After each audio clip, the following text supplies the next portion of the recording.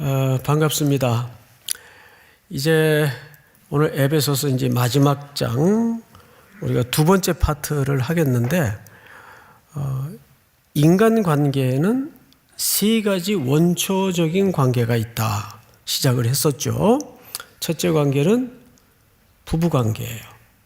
그 부부 관계를 통해서 자녀가 생산이 되면 태어나면 이제 가족이 이루어지고 부모, 자식 간의 관계가 또 만들어집니다. 또 그들이 가정을 울타리를 벗어나서 사회에 진출하다 보면 사회에서도 직장의 동료 관계가 형성이 되고 인간관계가 만들어지고 특별히 세 번째 질서인 상하 관계가 만들어집니다. 성경은 오늘 그 세 번째 주제를 이제 다룰 거예요. 종과 주인의 관계. 근데 여기서 우리가 한 가지 좀 깊은 전제를 하고 들어가야 될 것은 뭐냐 하면 여기 주종의 관계는 그 당시 사회 속에 필수적인 상황이었다는 것을 놓쳐서는 안 됩니다. 그때는 인구 절반에 넘는 수가 전부 노예들이었어요. 노예 수가 사실은 로마 시민 속에서는 더 많았습니다.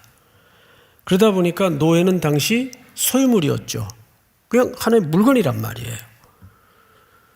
그래서 여러분 그 뿌리라는 영화라든지 이런 몇 부작에 걸친 영화를 보면 야 정말 불과 1세기도 채 안 된 이 짧은 역사 전에 저런 일들이 실제 했을까 싶을 정도로 굉장한 리얼리티를 담아서 그 노예들의 혹독한 그리고 참 피눈물 나는 삶을 그려내고 있습니다.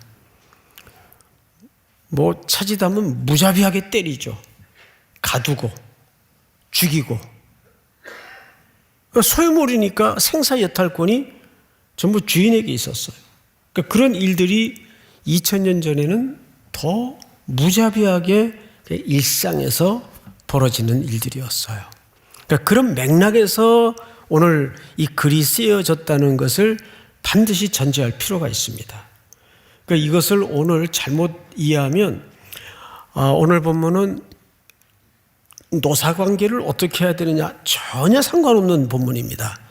그쪽으로 잘못 적용의 잣대를 대면 이 본문의 의도와는 완전히 딴 얘기를 하게 되죠. 그래서 이 본문을 중심으로 한 이렇게 설교를 쭉 몇 가지 스크린 해보니까 대부분 노사관계의 갈등 또 직장의 상하 관계는 어떻게 해야 되는가에 대한 비책 정도로 조금 어긋난 적용을 해놓은 글들을 좀 읽어봤어요.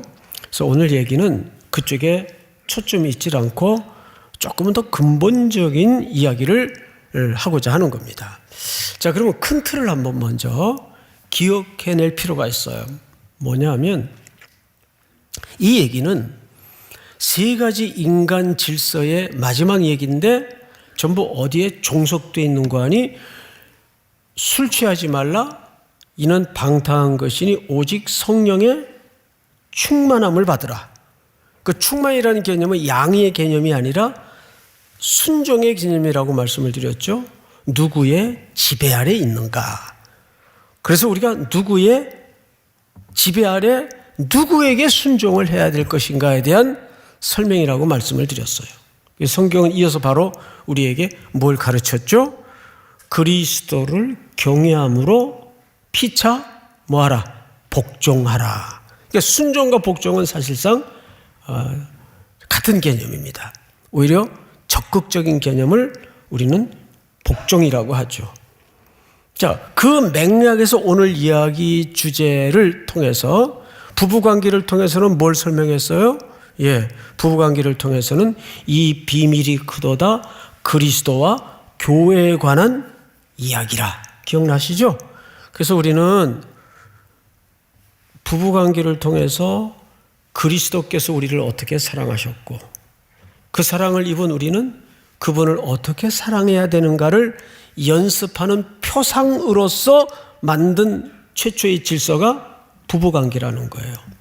물론 사람이 연약하고 죄가 들어와서 이 원초적인 하나님이 창조한 질서가 깨지고 남자들이 여자들을 포악스럽게 대하고 피차가 그런 그림도 분명히 있지만 정상적으로 이 창조의 질서 속에 이 부부의 원리를 만들 때는 그리스도와 우리의 관계를 유추해서 설명을 하기 위한 가장 잘 담아낼 수 있는 표상의 관계이기 때문에 부부관계를 설명한 거라고요.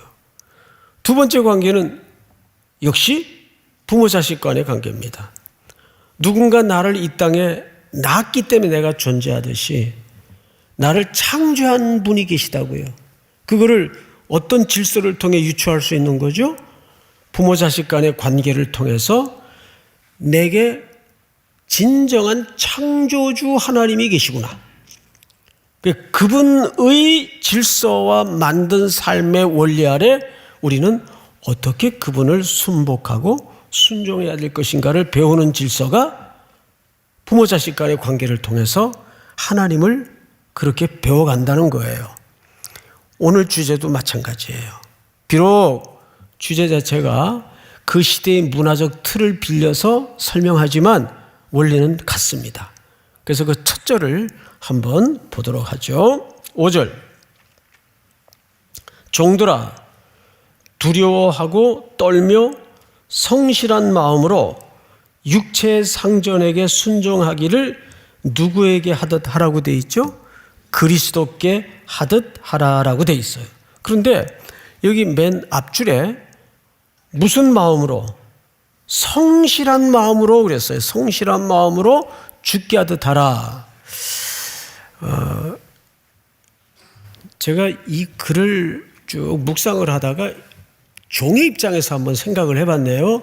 그리고 그 종도 2000년 전에 종의 심정은 어땠을까? 그 기초에서 한번 생각을 해봤어요. 자, 잘못하면 채찍이 날아와요. 그리고 때로는 말 안 들으면 기분 나쁘면 자기 기분에 따라서 밥도 굶겨요. 실제 그런 일들이 비일비재했으니까. 수틀리면 또 돈 몇 푼 주고 팔아버려요. 그러니까 정말 보람을 가지고 의미를 두어서 시키는 일을 하기가 쉽겠어요? 어렵겠어요? 어렵죠. 저 같아도 어려울 거예요. 거긴 무슨 성실이 가능하겠어요? 그런 분위기, 그런 문화 정서 속에서.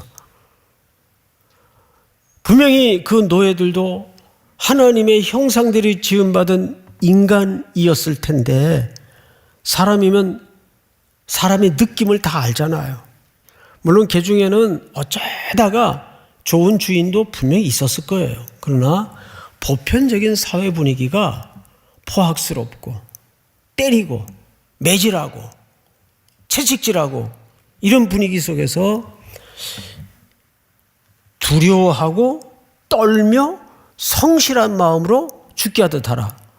야, 이게 정말 가능했을까? 그래서 이 이야기는 결국 초점이 같은 인간에 대한 사람의 태도를 설명하고자 하는 겁니다. 제가 아주 오래전에 한 10년도 훨씬 넘었네요. 미국에 집회를 갔었어요. 근데 보통 집회를 가면 강사님들을 뭐 저희도 그렇지만 호텔에 모시거나 또 교회가 웬만한 교회는 요즘 다 게스트하우스가 있어요. 그래서 게스트하우스에 모시거나 하는데 그 교회는 뭐 교회가 이렇게 재정이 어려운 교회도 아닌데 유독 어느 집사님 댁에서 모신다고 연락이 왔어요. 그래서 굉장히 마음이 좀 불편하더라고요. 왜냐하면 자유롭질 못하잖아요. 요즘 또 누가 객을 자기 집에 모시며 또 어느 객이 일반인 집에 들어가서 그것도 며칠을 유숙한다는 것이 서로가 불편한 일이죠. 근데 그렇게 고집을 하니까 그 뭐 목숨 걸 일도 아니고 알았다고 내가 그 집사님 댁에 그러면 한 주 머물겠다고 뭐 억지로 승낙을 했어요. 그래서 내려가지고 그 집에 탁 들어갔는데, 보통 우리나라는 산동네가 어려운 동네가 많죠. 미국은 반대예요. 진짜 부자들은 산동네 살아요. 아주 이렇게 성 같은 집을 짓고 살아요. 근데 그 집이 그런 집이에요. 집이 성 같아요. 방이 10개가 넘어요. 그리고 저에게 내준 방은 그 집에서 가장 뷰가 좋은 방인데, 이 바다가 쫙 펼쳐져요. 그림 같아요. 그러니까 바다 한복판에 떠 있는 것 같아요. 느낌이. 그런 집을 처음 봤어요, 저는. 앞으로도 못 볼 것 같아요. 그런 집은.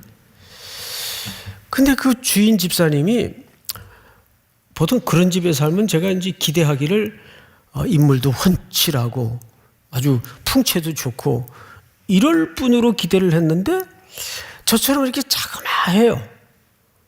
게다가 저처럼 이렇게 뭐 어정쩡하게 생겨가지고 뭐 이렇게 썩 세상 기준으로 볼 때 이게 볼품이 없어요.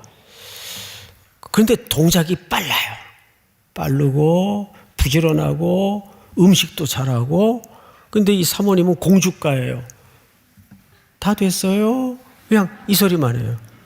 요리도 남자가 다 하고. 그 집은 앞서가는 집이었어요. 요즘 남자들이 요리 다 합디다. 네. 그런데 식사를 몇 차례 이렇게 나누면서 자기가 이제까지 이렇게 세상적으로도 성공하게 된 사연을 얘기하는데, 제가 참 감동을 받고 은혜를 받았어요. 원래 좀 그 당시 있는 집 자녀들이 유학을 오지, 그 옛날에 아무나 유학을 올 수가 없잖아요.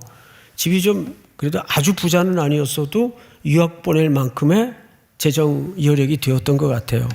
그 아들을 유학을 보냈는데, 그 사이에 집이 망해도 어떻게 그렇게 망했는지 홀딱 망했어요. 이게 뭐 유학이고 뭐고 생활비도 못 보낼 형편이 되다 보니까 이분도 학교를 중단을 하고 한국에 돌아가자니 시대도 그렇고 막막하고, 어쨌든 여기서 생존을 해야 되겠는데 하다가 그만 끼니도 못 이어가는 형편이 된 겁니다. 햄버거 한 조각도 못 사 먹는 형편이 되어서 밥 굶기를 밥 먹듯 하고 이렇게 어느 거리를 배회하는데, 며칠 그 거리를 왔다 갔다 했대요. 뭐 잡이 없나. 근데 어느 유리가게 그 사장님이 그런 어떤 가난한 청년을 보고, 미국 사람인데, 너 이리 좀 와라. 불렀대요. 너 보아하니 돈도 없는 것 같고 끼니도 굶는 것 같고 며칠을 여기 왔다 갔다 하는데, 너 혹시 일자리 구하니? 일자리 구한다 그랬대요. 그러면 이렇게 하자. 너 보다시피 우리 가게가 유리 가게다. 그러니까 너 내일부터 아침에 일찍 나와서 몇 시간만 가게 영업 본격적으로 시작되는 시간이 오기 전에 저 바깥 유리서부터 안에 진열된 유리까지 너 다 닦으면 내가 너한테 얼마를 페이해 줄게. 그리고 그걸로 어쨌든 굶지 말아야 되지 않겠느냐. 이 좋은 분을 만난 거죠. 그래서 너무 감사해서 이 청년이 당시 크리스찬이었어요. 너무 감사해서 일찍 나왔어요. 한국 사람들이 또 부지런하잖아요. 그러니까 부지런히 유리를 다 닦고 자기 정해진 시간보다 벌써 한 1시간 내지는 1시간 반 빨리 일이 끝나는 거예요. 그러면 미국이라는 그런 합리적인 사회에서는 자기 잡과 자기 시간이 끝나면 그냥 집으로 가면 돼요. 근데 너무 감사해서 이분이 그 골목에 남의 집 유리까지 다 닦고 돌아다닌 거예요. 그래서 그 거리의 사람들이 이상해가지고, 야, 너는 네 일하고 가면 되지 왜 남의 집 유리까지 닦고 이렇게 별나게 구냐. 뭐 같은 종업원끼리 그 보니까 이상하거든요. 그 막 뭐라 그랬대요. 이 친구가 나는 누구 보라고 하는 게 아니라 첫째 하나님 앞에 너무 감사하고 또 저 주인 아저씨에게 받은 은혜가 너무 크고 해서 나는 내가 즐겁고 하고 싶어서 하는 거니까 말리지 말라고 그랬대요. 그렇게 매일 일찍 나와서 자기 가게 일 다 끝난 다음에 남는 시간을 그 골목에, 근데 사실 미국 사람들이 그런 거 잘 반들반들하게 안 닦거든요. 가 보면 아시겠지만 참 한국 사람들이 부지런해요. 어딜 가도. 한국 거지들이 별로 없어요, 이 세계에. 실지가 그렇습니다. 그걸 눈여겨보던 그 골목의 어느 유리가게 사장님이 2년 만에 그걸 2년 동안 지켜본 거예요. 그 친구를 불러서 뜻밖의 제안을 한 겁니다. 예, 우리 가게가 너무 잘 돼서 어느 위치에다가 지점을 내는데 내가 너한테 이 지점을 꼭 맡기고 싶다. 이게 웬일입니까? 끼리도 못 있던 청년이 한 영업 현장을 맡는 소위 우리식으로 얘기하면 지점장이 된 거예요. 그러면 그렇게 근면하고 그렇게 성실하고 그런 마음의 태도를 갖고 있는 청년이 맡은 그 유리가게가 망할 가능성이 많겠어요? 잘 될 가능성이 많겠어요? 잘 될 가능성이 많죠. 가게가 불일 듯 일어난 거예요. 2개가 되고 3개가 되고. 이 소식이 정말 리얼한 아름다운 미담이 돼서 유리 공장 본사까지 들어간 겁니다. 이 얘기가. 회사에서 그 사람을 스카우트를 했어요. 그 가게는 자기가 계속 다른 지점장을 채용해서 운영을 하게 하고. 그리고 그 조그마한 한인이 미국 주류 사회에서 그 어마어마한 편견을 뚫어내고 그렇게 언덕 위에 그림 같은 집을 보유하고 저를 굳이 모시겠다는 이유도 뭐냐 하면 자기가 그렇게 끼니조차 잊지 못하고 힘들 때 버텼던 것이 교회에서 목사님이 던져주시는 말씀을 붙들고 자기는 버틸 수 있었다는 거예요. 그래서 자기 섬기는 교회에 어느 손님 목사님이 오시든지 하룻밤이라도 자기 집에서 모시는 게 자기 평생의 소원이었고 소원이었다고 그러면서 그렇게 고집을 피웠다 그러면서 죄송하다 그러더라고요. 그래서 죄송할 거 없다고 내 참 은혜 받았다고. 그분의 그 간증을 두고두고 잊을 수가 없어요. 그러니까 이것은 어떤 주종의 문제, 주인에게 잘했기 때문에 성공했다 이 얘기가 아니죠. 그 사람은 비록 남의 집 고용인으로서 오랜 시간을 그렇게 성실히 살았지만 누구에게 하듯 한 거예요? 죽게 하듯 한 거예요. 오늘 이야기는 그 얘기를 하는 거예요. 단지 주종이라는 개념은 그 시대의 필연적인 사회 문화를 채용해서 표상으로 인용을 한 것뿐이죠. 그러니까 이거를 그대로 원색적으로 오늘날 노사 문제에 이거를 빗대서 봐라. 말 잘 들으라 그랬지 않냐. 자꾸 분쟁 일으키지 말고 이런 식으로 들이대면 이건 잘못 본문을 이해하는 겁니다. 이건 노사 문제하고 1도 상관이 없어요. 그래서 제가 요즘 여러분들도 이제 월드컵 보느라고 고생이 많겠지만 그걸 왜 그 12시 그 시간에 하는지 모르겠어요. 그 운동선수들이 그 나라에서 어쨌든 축구로는 제일 잘하는 사람들이에요. 뽑혔죠? 그리고 그라운드에서 한번 뛰는 거 보세요. 실수를 해도 정말 그 아이들은 목숨 걸고 뛰어요. 좀 수비에 실수를 하고 볼에 실수를 했어도 그 자꾸 이상한 댓글 쓰면 안 돼요. 그거는 예의가 아니에요, 사실은. 그 수고한 청년들에 대한 예의가 아니에요. 그런데 세상에 3대 0인데 한 골 더 넣었어요. 4대 0이 되니까 감독까지 선수들하고 그 낙심해 있는 우리나라 선수들 앞에서 막 춤을 추고 그러더라고요. 근데 이번에 졌죠? 네, 솔직히 고소하더라고요. 솔직히. 그거는 같이 그라운드에서 땀을 쏟아내고 격렬하게 상대로 부딪혔지만 그건 사람에 대한 태도가 아닙니다. 그건 기본적인 예의가 아니에요. 뭐 핑계는 자기 선수들의 이건 운동 언어다. 말이 되는 소리를 해야죠. 어떤 선수는 승리해서 기쁘지만 그 기쁨을 그 액션을 유보하고 우리 선수들에게 찾아와서 등을 두들겨 주면서 또 안아주고 수고했다고 서로가 운동장에서 뛸 때는 적으로 만나지만 게임이라는 원칙이 끝나면 같은 인간으로서 위로할 일은 서로 위로하는 것이 인간에 대한 태도 아닙니까? 오늘 얘기는 그 얘기예요. 여러분 마태복음에도 보면 우편에 앉히는 양과 염소가 갈라집니다. 우편에 앉히는 양들이 뭐라 그래요? 우리가 언제 주님이 갇혔을 때 돌아보았고 헐벗었을 때 우리가 돌봐주었고 입혀줬으며 줄였을 때 언제 우리가 먹을 것을 드렸습니까? 이걸 이제 우리 경상도 말로 언제예 그러는 거예요. 언제예.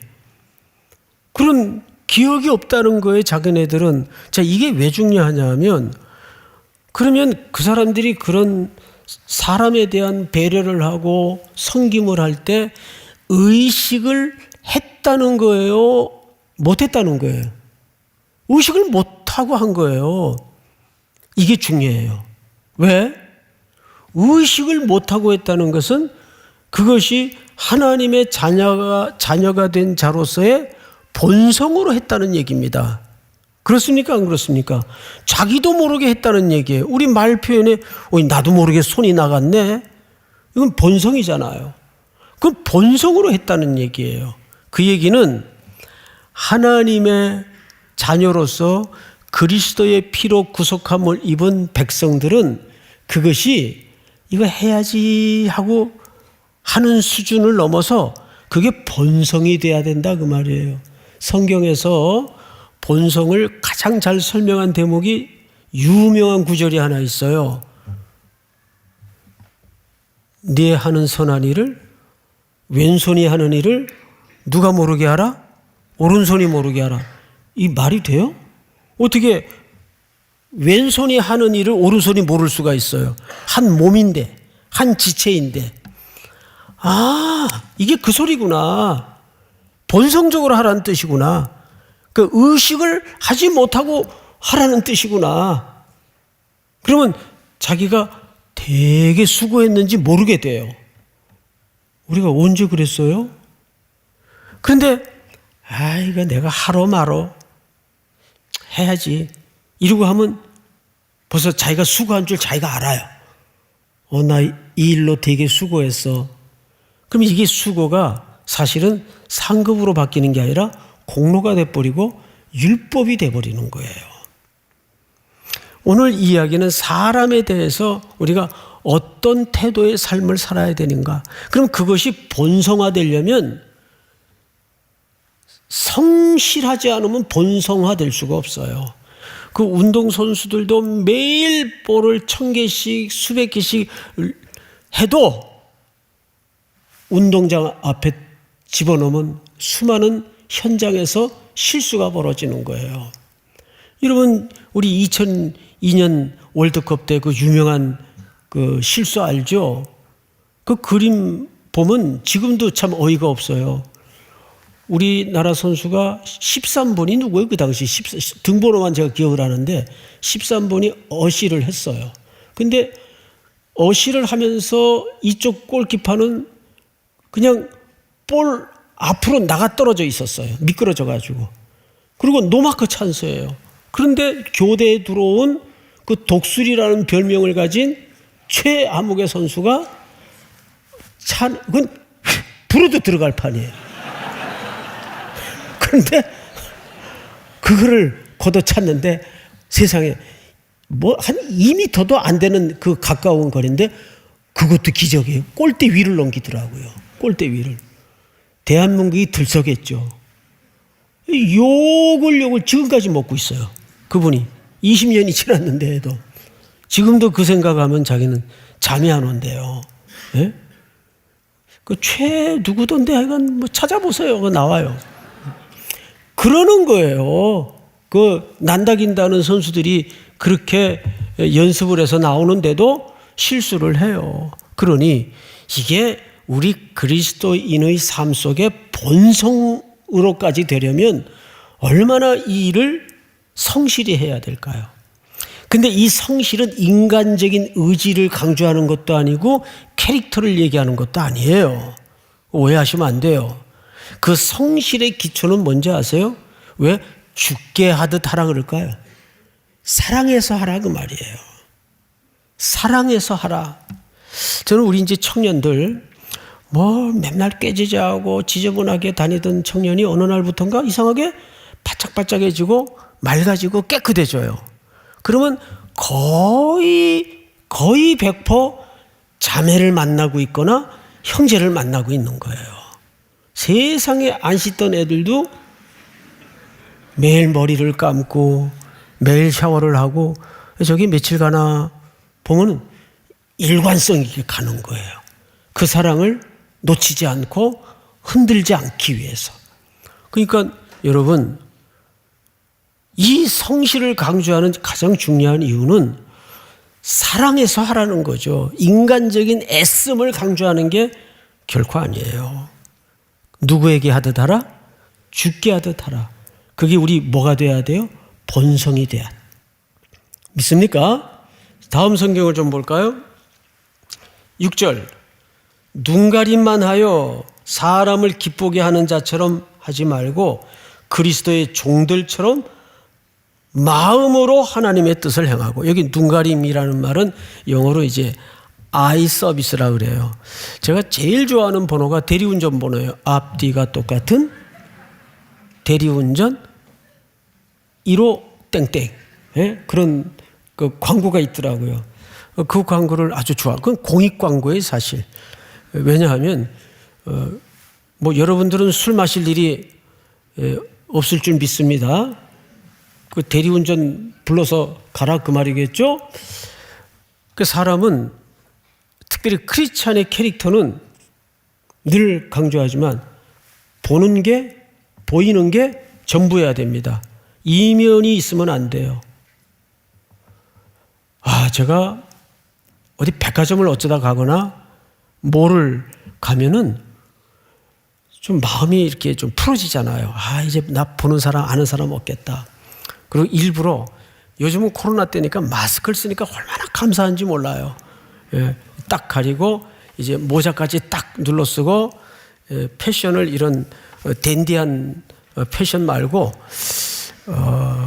뭐 댄디하다 그랬는데 뭐 이상해?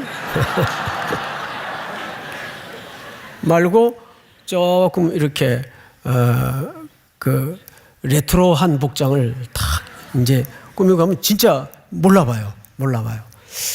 그리고 이제 그 쇼핑몰에서 막 얘기를 하면서 하는데 누가 목사님 그래요. 뒤에 소름이 쫙 올라오더라고요. 그래서 제가 돌아봐가지고 뭐 알고 부른 거니까 뭐 모르는 체 할 수 없어서 안녕하세요. 어떻게 제가 이렇게 모자까지 썼는데 어떻게 아셨대? 목소리 듣고 알았대요. 목소리 듣고 이제 입도 열지 말아야 되겠구나. 이게 이제 설교를 많이 들으니까 제 목소리가 좀 이렇게 특이하잖아요. 쉰 소리도 나고 또 좀 이렇게 딕션도 좀 강하고 그러니까 금방 알아듣는 거. 그래서 누구시죠? 그랬더니 우리 교회 권사님이에요. 우리 교회. 그분을 거기서 만난 거예요. 그분도 따님하고 오셨더라고요. 아주 기절하는 줄 알았어요, 저는. 그래서 느낀 건 뭐냐면 사람은 특별히 어디 가서든지 앞뒤가 똑같아야 되겠다.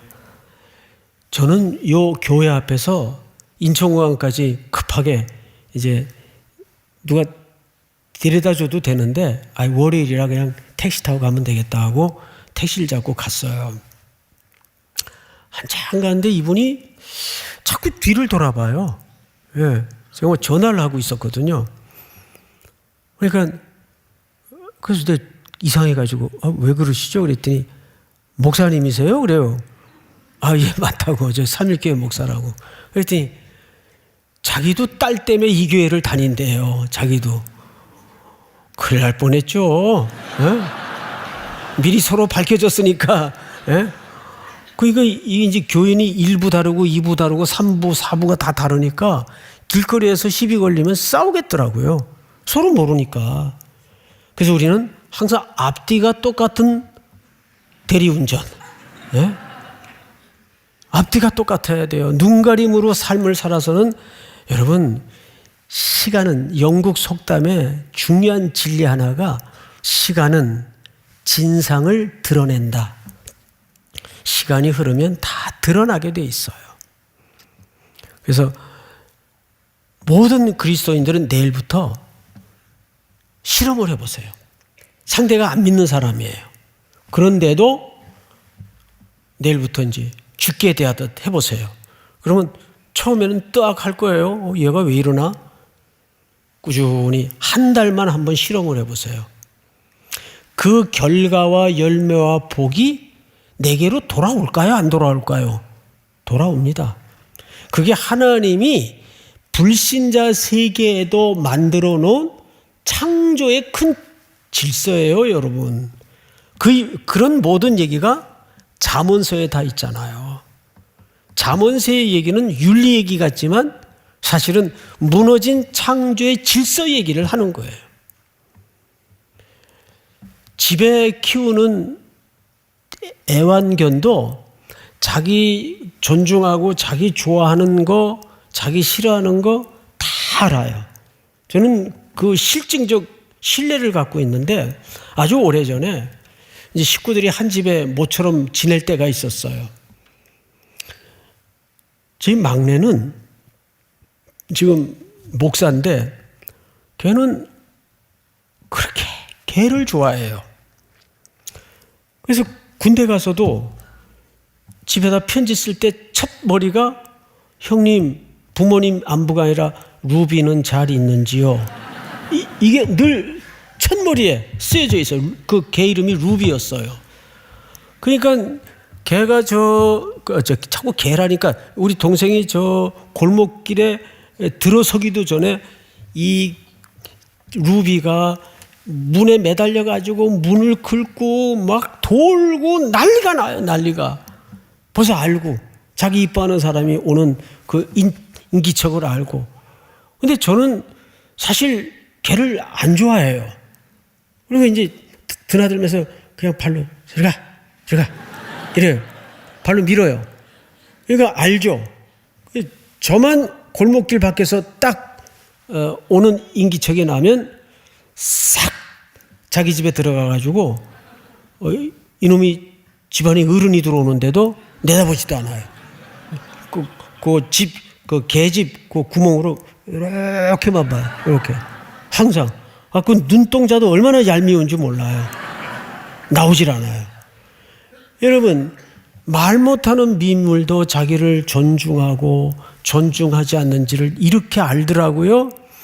그런데 여러분들이 진심을 담아서 마음으로 해보면 겉으로는 퉁퉁거리고 시크하게 굴어도 사실은 다 압니다. 그게 사람이에요. 그래서 우리는 내일부터 전부 푸사를 죽게 하듯 이걸로 바꾸세요. 그리고 내가 정말 힘들어하는 상대에게 한 달만 해보세요. 근데 사람이 그렇더라고요. 자기보다 위에 있는 사람, 실력 있는 사람, 강한 사람에게는 지문이 닳도록 이룰 수 있어요. 그런데 정말 쉽지 않은 게 뭐냐 하면 내가 함부로 할 수 있는 사람 누굴까요? 매일 돌아보면 우리의 삶을 편리하게 해주는 직종에 종사하는 분들이 계시죠? 그 어느 엘리베이터 이렇게 사진을 봤는데 택배 기사는 타지 말 것. 이게 인쇄로 붙어 있어요. 그 사람들이 정말 타야 될 게 엘리베이터 아니에요? 하루 종일 오르내리는데 그런 못된 이런 가치관이 어디서 나올까요? 이게 돈의 논리와 이 세상의 위계 질서라는 잘못된 이해 속에서 나오는 거라고요. 거기 제정신 가진 성경 가치관을 가진 크리스찬이 분명히 누군가는 살고 있을 텐데 그거에 대해서 논박하고 반박할 수 없다면 그 사람은 거기 왜 사는 거예요? 그 뜯어버려야죠. 우리가 그런 분들에게 정말 똑같은 수고하는, 우리 한국 사람들 참 이상한 게 하나 뭐냐면 노동을 해서 벌어서 먹고 사는 분들을 쉽고 우습게 생각하는 잘못된 개념이 있어요. 여러분, 힘써서 먹고 사는 게 쉬워요? 쉽다고 생각하세요? 그렇게 여러분들이 우리가 막을 수 있는 분들이라고 생각하세요? 그렇지 않습니다. 여러분, 땀 흘려 일을 해서 벌어먹고 사는 사람들만큼 숭고한 사람들은 없어요. 그 땀의 가치가 얼마나 고귀한 건데요. 그리고 몸을 쓰는 게 이게 쉽게 써지는 게 아닙니다, 여러분. 저는 한번 월요일날 보통 목회자들이 쉬니까 어머니 모실 때인데 밖에서 어머니 소리가 들려요. 그때 3층 빌라에 살았는데 송 목사, 예 어머니 내려와봐. 왜요? 내려오라니까. 저희 어머님은 무슨 설명을 잘 안 해요. 그래서 이제 싸우기 싫어서 그 추리닝 바람으로 누워 있다가 슬리퍼 신고 내려갔어요. 그랬더니 삽을 주시더니 땅 좀 파래요. 11월 달이었는데 뭐 하려고요? 그랬더니 장독 묻어야 된대요. 김장해서. 그러니까 너 오늘 쉬니까 오늘 말고는 시간이 없다. 땅 좀 팔아. 예, 알았어요. 그 삽 주세요. 그래가지고 삽을 땅바닥을 요래 해보니까 땅이 부드럽더라고요. 금방 파겠더라고요. 그냥 한 20분만 힘쓰면 파겠더라고요. 그래서 이제 삽을 콱 찍어가지고 삽 어깨죽지 있죠? 거기 어깨죽지에다가 발을 콱 찍었어요. 이대로 병원 갔다 왔어요. 응? 뒤에 인대가 나가가지고 스트레칭도 안 하고 누워있다가 지금 내려와가지고 그냥 확 찍었는데 이 뒤에 인대가 나가가지고 엎어져가지고 고생했던 적이 있어요. 아, 이게 참 몸이라는 게 이게 오묘한 기관이라 함부로 교만하게 몸을 쓰는 게 아니구나. 그래서 제가 그때부터 이 몸을 써서 땀을 흘려 벌어서 가족들을 책임지고 살아가는 사람들의 그 숭고한 땀, 그 의미를 알죠. 여러분, 우리 주변에는 내가 하대할 수 있는 사람이 한 명도 없습니다. 비록 지금은 형편이 좀 어려워서 거리를 떠돌고 있는 사람일지라도 우리는 그 사람의 현재 상태, 지위 이런 걸 봐서는 안 되고 그 사람 속에 하나님의 존엄한 형상으로 지음받았다는 그 관점에서 사람을 이해해야 됩니다. 믿습니까? 자, 결론. 누구에게 하듯? 주께 하듯. 다 일어나십시다. 그가 오신 이후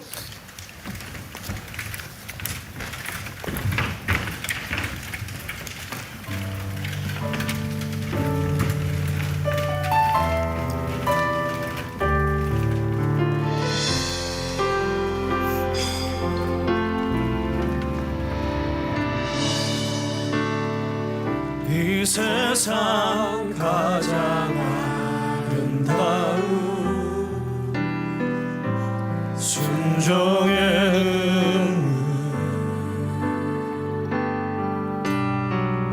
온 세상 다시 빛나게 한 생명의 눈물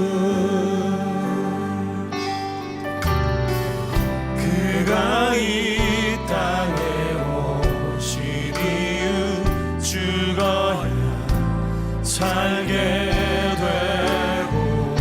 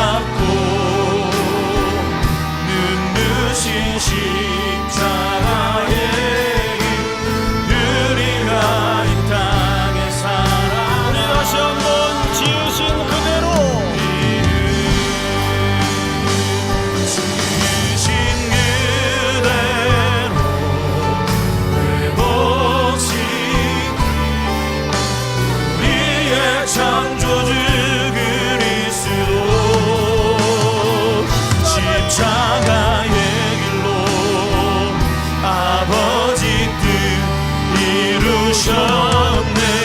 그가 이 땅에 오시리. 우리 다 같이 오른손을 높이 들고 찬양합니다. 우리에게 맡겨진 그 소망, 그 사랑, 그 생명, 아름답고 눈부신 십자가의 우리가 이 땅에 살아가니 이 땅에 살아 우리 다시 한번 이제 우리에게 맡겨진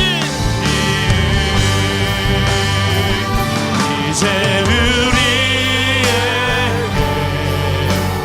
맡겨진 그 소망, 그 사랑, 그 생명, 아름답고 눈부신 십자가의 길, 우리가 이 땅에 살아가.